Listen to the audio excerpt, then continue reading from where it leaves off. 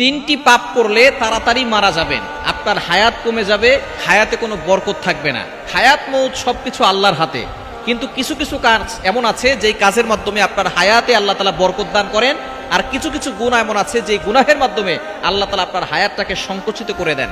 আল্লাহ তাআলা আপনার হায়াতের ভিতরে কোনো বরকত দেন না। দেখবেন কিছু মানুষ বাঁচে 100 বছর কিন্তু তেমন কোনো কাজ করতে পারে না, আবার কিছু মানুষ বাঁচে 50 বছর কিন্তু এই 50 বছরে সে এমন এমন কাজ করে রাখে, দুনিয়াবি দিনই এমন কাজ করে যে মানুষ তাকে স্মরণ করে এবং সে দিনের অনেক খেদমত করে। আল্লাহ পাক রব্বুল আলামিন এই 60 বছরের জিন্দেগিতে, 50 বছরের জিন্দেগিতে যে ভালো ভালো কাজ করেছে এজন্য তাকে জান্নাতের ব্যবস্থা করেন। এজন্য আমাদের হযরত আলী রাদিয়াল্লাহু আনহু তিনি বলেছেন যে আমাদের কিছু কাজ এমন আছে যে কাজের মাধ্যমে আমাদের হায়াতে বরকত আসে, আর কিছু কাজ আছে যে কাজের মাধ্যমে হায়াতের ভিতরে বরকত কমে যায়। তো এমন কিছু গুনাহ আছে যেই তিনটি গুনাহ নবীজি সাল্লাল্লাহু আলাইহি ওয়াসাল্লাম জানিয়ে দিয়েছেন, এটা হচ্ছে কবিরা গুনাহের বড় গুনাহ। সব গুনাই কিছু গুনাহ আছে বড় গুনাহ, কিছু গুনাহ আছে সগীরা গুনাহ, ছোট গুনাহ। তো কবিরা গুনাহ যেগুলো আছে তার ভিতরেও বড় তিনটি গুনাহ আছে। এই গুনাহগুলো যারা করবে তাদের হায়াত সংকুচিত হয়ে যাবে, তারা দ্রুত দুনিয়া থেকে বিদায় নেবে। এক নাম্বার হচ্ছে আশিরকু বিল্লাহ, আল্লাহর সাথে কাউকে শরীক করা, অংশীদার করা।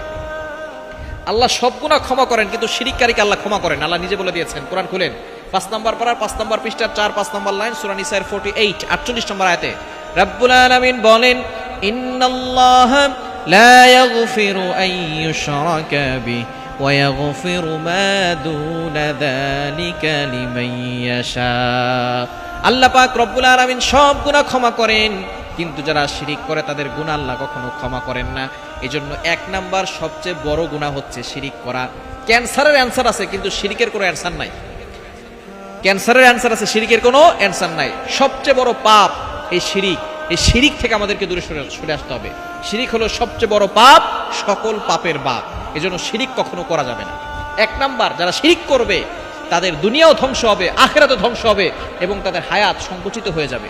দ্বিতীয় নাম্বার যারা পিতামাতার সাথে খারাপ ব্যবহার করে, পিতামাতার সাথে যারা খারাপ আচরণ করে, পিতামাতাকে অনেক সন্তান আছে আঘাত করে, অনেক সন্তান পিতামাতার সাথে কটু ভাষায় কথা বলে, গালিগালাজ করে, এই সকল সন্তানদের হায়াত সংকুচিত হয়ে যায়। দুনিয়ার ভিতরে কিছু শাস্তি আছে আল্লাহ তাআলা দ্রুত দেন, তার ভিতরে এক নম্বর শাস্তি হচ্ছে পিতামাতার অবাধ্য যারা হয়, পিতামাতার সাথে খারাপ ব্যবহার করে, তাদের সন্তান যখন দুনিয়াতে আসে তারাও ওই পিতামাতার সাথে খারাপ ব্যবহার করে। আল্লাহ তাআলা দুনিয়া থেকেই তাদের শাস্তি শুরু করেন এবং দ্রুত শুরু করেন। এজন্য পিতামাতার অবাধ্য হওয়া যাবে না। আল্লাহ তাআলা যেখানেই পিতামাতার কথা বলেছেন সেখানেই ব্যাখ্যা করেছেন। নামাজের কথা বলেছেন আল্লাহ তাআলা, ওয়াকিমুস সালাহ, এস্টাবলিশ প্রেয়ার, নামাজ কায়েম করো, আতুজ যাকাত, যাকাত দাও। কিন্তু পিতামাতার কথা আল্লাহ তাআলা যেখানেই বলেছেন সেখানে অনেক লম্বা আয়াত দিয়েছেন, লম্বা ব্যাখ্যা করেছেন। কোরআন খুলেন, আল্লাহ তাআলা নিজে বলে দিয়েছেন 15 নম্বর পারা 3 নম্বর পৃষ্ঠার 6, 7, 8, 9 নম্বর লাইনগুলোতে, সূরা বনী ইসরাঈলের 23-24 নম্বর আয়াতগুলোতে রব্বুল আলামিন বলেন, ওয়াকাদা রাব্বুকা আল্লা তা'বুদু ইল্লা ইয়্যাহু ওয়া বিল ওয়ালিদাইনি ইহসানা। এক নাম্বার আল্লাহ অর্ডার করে দিয়েছেন আমি আল্লাহর ইবাদত করতে হবে, আল্লাহ ছাড়া কারো ইবাদত করা যাবে না। ওয়া বিল ওয়ালিদাইনি ইহসানা। দ্বিতীয় নাম্বার হচ্ছে good dealings with parents, good behaviour with parents, পিতামাতার সাথে ভালো ব্যবহার করতে হবে। দ্বিতীয় নাম্বার, এরপর আল্লাহ তাআলা অনেক ব্যাখ্যা করেছেন, ইম্মা ইয়াবলুগান্না ইনদাকাল কিবার আহাদুহুমা আও কিলাহুমা ফালা তাকুল লাহুমা উফফি ওয়ালা তানহারহুমা ওয়া কুল লাহুমা কাওলান কারীমা। পিতামাতার সাথে উফ শব্দটি বলা যাবে না, তোমার কোনো ব্যবহারে পিতামাতা যাতে করে উফ শব্দটি না বলে, এবং পিতামাতাকে ধমক দেওয়া যাবে না, তাদের সাথে সুন্দর ব্যবহার করতে হবে।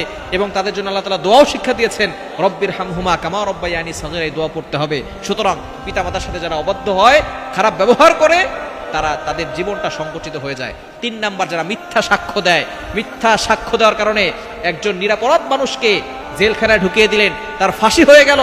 সুতরাং আপনি যে মিথ্যা সাক্ষী দিয়েছেন আপনার হায়াতটাকে আল্লাহ তাআলা সংকুচিত করে দিবেন। এই মিথ্যা সাক্ষী দেওয়া হচ্ছে জঘন্যতম অপরাধ। নবী সাল্লাল্লাহু আলাইহি ওয়াসাল্লাম এই বিষয়ে সতর্ক করেছেন। এই 3টি অপরাধের কারণে মানুষের হায়াত সংকীর্ণ হয়ে যায়, হায়াত কমে যায়, দ্রুত সে মারা যায়।